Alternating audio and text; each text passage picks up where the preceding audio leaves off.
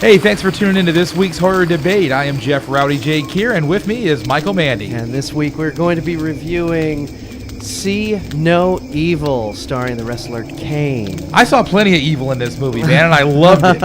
I loved it. It's one of those flicks where, there's always something going on. I think the only slow spot was as they were doing some character development, or at least trying to, with the teenagers or the young what do you call them, inmates. Yeah, they were supposed to be inmates. Yeah, but they weren't under real strict supervision. No, they were allowed free reign of this entire dilapidated hotel. Yeah, so Mike, run down the plot for us, man. All these minimum security people, 4 boys, 4 girls, how convenient, get this free reign of this hotel, and their job is to clean it up and make it a homeless shelter. And they, of course, have a female guard and a male guard supervises them.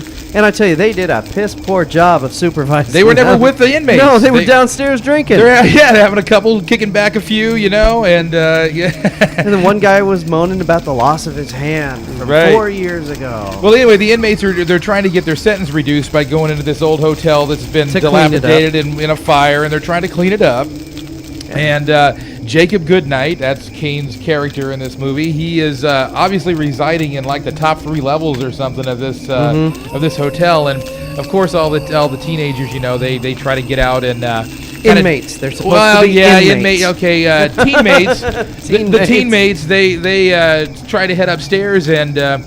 They understand one of the inmates actually figured out that he had a map basically, and there was a safe somewhere inside the hotel that had never been tapped, and he was going to go out and find it, and he got one of the other guys to go with him. The only African American inmate.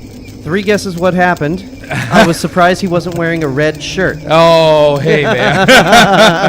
But, so anyway, they start going their separate ways, and we all know what happens when people split up. When people split up, start having sex in different rooms, making out in others, stealing stuff from other people. And you know what? Surprisingly, they didn't, and it's like they had every opportunity. They had a whole hotel room full of beds. Yeah, and guards down on the lobby. Well, there were a couple making out there. They're starting to. There were a couple making out while Kane was watching them. But I got to honestly say, man, I think Kane could have really a future in this genre. I think that probably just playing Jason Voorhees though, because he really didn't have any lines to say. He just I don't think he said a word. But when was the last time you saw Jason do a monologue? Exactly. You know what I'm saying? I mean, and I think that Kane could honestly be the next take Leatherface Jason's place. Leatherface or Jason. Hey. Yeah, I mean, the performance was excellent for what he did. I mean, he's a good physical actor. We know that because of the WWE stuff. And he's got that scowl down pat. He looks mean, especially when he looks down. Man, that's the Undertaker's brother, man. Come on now. This guy's got to look mean. They did his makeup so well in this thing, which was very subtle. By the way, because he's ugly to begin with. As the DVD box emphasizes, Kane is a registered trademark of the WWE, They even have the little R on the cover. Vince McMahon was the executive producer, the owner of the WWE, and honestly, going into this film, I saw it in the theater when it first came out, and I didn't expect much, and I got more than what I bargained for. I was actually very pleasantly surprised with it. I came out going, they actually did a very good job creating ambiance in this movie. It had a Saw feel to it. I thought they were using the same sets from Saw. Yeah, it had a real serious Saw feel to it. The movie was filled with no outdoor scenes pretty much, except for the opening scenes of the bus. Mm-hmm. Otherwise, it was all obviously sets and brown tones everywhere, and yet dirty walls again. Flat out dirty, man. I tell you, the dirty wall thing is starting to get a little old on me. Yeah, I'm starting to get tired of dirty walls. People are overusing it now. The director saw and said, hey, man, that's what I want my set to see. In Silent Hill, that's right. But I would say acting-wise, I think Kane was stellar. I thought that the inmates weren't so stellar, but it wasn't really about them anyway. I mean, this was about they were targets. It's a dead teenager movie. They were just there to be knocked off. It was carnage from I won't say from beginning till end because it took a little bit. They did take some time. I guess it was about 45 minutes to kind of introduce these characters and try to make you care about them, but I don't think it worked. I don't think they tried too hard. No, it was like, they wanted to give you a little background. It kind of reminded me when it was first coming on and it was given like what each inmate was in there for, it Kind of like at the beginning of Feast. That's what you I was know? going to say. It was kind of like the beginning of Feast, except they didn't give him an expected life. You know, Yes, it was life like expectancy. Not so good. Yeah, but the way they led up to it, you know, where they put the information on each character in a still frame. You know, I was like, well, you know. So, and the girl shoplifting. Well, sure enough, 5 seconds later, what There did she she is do? taking a She cell stole phone. the cell phone. But she ate it, didn't she? Yeah, literally. In more ways than one. Spoiler, sorry about that. But what a great kill. And that's another thing this thing had was some really good kills, man. I mean, the chain with the hook, the cell phone incident, you know, good stuff. Good. Yeah, but a lot of the computer editing, you know, the jerky camera thing, Right. and the super quick cut edits, and you know, It got to be. It almost became a little bit too much like Feast with the jerky camera. I did notice that. Not to that extent though, and it was still very enjoyable.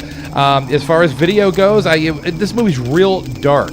You know, I mean, all the way through. So it's Dark and dirty. Dark and dirty. So it's really tough to say, hey, you know, we had a fantastic picture. Although I thought it was decent enough for this type of movie. The surround sound was fantastic. Yeah. There were scenes where if you were sitting in the right spot, it felt like the sound was literally swirling around you. when the phone rang, I thought it was your phone. Yeah, it was. They threw the sounds really well in this. So if you've got a good 5.1 or 6.1 system, crank it up, man. You're gonna love And this when one. the credits start rolling, stick around. Definitely stick around for the credits on this one, man. Oh, you know, the other one I loved was the hanging out the window kill, and I'm not going to give it away. They went into detail on the gore. Let's put it. The that gore way. was great. Yeah. You know, I mean, it wasn't overly done. I didn't think it was to the point where you'd laugh at it, but what was there was was plentiful. But you know, there was one kill where it was obvious it was a computer. You know. Yeah. And it was like, oh, come on. Well, But you know, it was a real spectacular way to go, and we have a little bit I don't different know. varying opinion as far as the computer stuff goes. I think as long as it's used sparingly and somewhat tastefully, it's okay. I know you don't like it much at all, and well, I the can end they understand that. kind of had to because it was so spectacular. Right. It was a. That you. I don't kinda think you wouldn't get a stuntman to do what Yeah, happened at exactly. the end there. Yeah. So- So. All right, how many stars, Jeff? What You are know, we doing? I had fun with it. I being a old WWE fan, or should I say, really WWF fan from way back, and you know, just being familiar with Kane and everything. Like I said, my expectations were low coming in because the WWE did not produce a good movie up to this point. I actually really liked this one. I thought that it did what it wanted to do, what the director wanted to do. And so just for that alone, and for the performance of Kane, who, mark my words, if he wants to be, he will be the next Jason. Yeah, he was very good. I'm going to give it 4 out of 5. Really? Yeah. Okay. I had fun with it. I had fun with it. And that's what it's about. For me, a movie like this, I mean, I'm not going to sit there and, like, critically get into, like, you know, oh, this performance as far as acting was, you know, so great. You know, I mean, Kane was very effective for what he did. The other guys, not so much. But it was a good story, good gore. And were you ever bored? No, I wouldn't say I was bored. No. And so But- it But accomplished. you know, it was a story that we have seen before. We have seen it before. and obviously the sets we've seen before. Well, yeah, but I think it was used in a little bit different way. And like I said, I would like to see a second. I would like to see him pull something out for a sequel on this one. I'd go see it. Okay, I'm gonna give it a 2. Okay. All right. I'm Michael Mandy. He's Rowdy Jeff. We'll talk to you next time at the Horror Debate.